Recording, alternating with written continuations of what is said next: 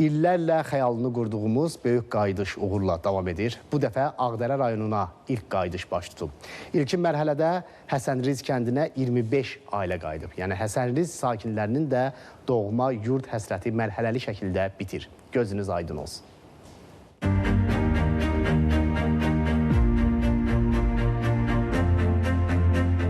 Daha 25 ailənin yurd niskilinə, doğma od ocaq həsrətinə son qoyulub. Bu dəfə qayıdışın ünvanı Ağdərə oldu. 30 illik ayrılıqdan sonra rayonun Həsənriz kənd sakinləri ata-baba yurduna qayıdıb. İlkin mərhələdə müxtəlif bölgələrdə əsasən yataqxana, sanatoriya və inzibati binalarda müvəqqəti məskunlaşmış ailələr kəndə köçürülüb. Ən gözəl hissləri keçirirəm.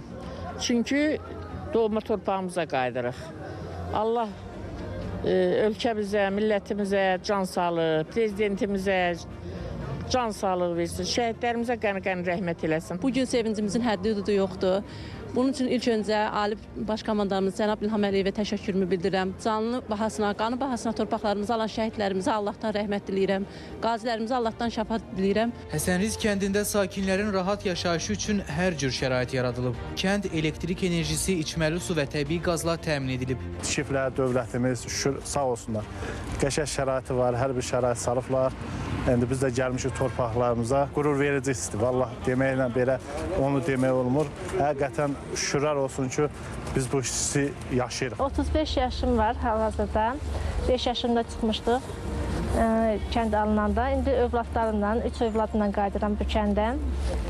İndiyə nə qədər Obşteldə yaşamışam, indi hal-hazırda burada gözəl evlə təmin edəcək bizim. Yeri gəlmişkən hazırda Qarabağda və Şərqi Zəngəzurda ora qayıdan keçmiş məcburi köçkünlərlə yanaşı bölgədə aparılan layihələrin icrasında çalışan, ayrı-ayrı dövlət qurumlarının yerli bölmələrində xidməti vəzifələrini yerinə yetirən, yenidən fəaliyyətə başlamış səhiyyə, təhsil, mədəniyyət, turizm, sənaye, energetika müəssisələrində işləyən 40 minə yaxın insan yaşayır. Sənan Bəhrəmli, Aslan Məmmədli, ATV Xəbər.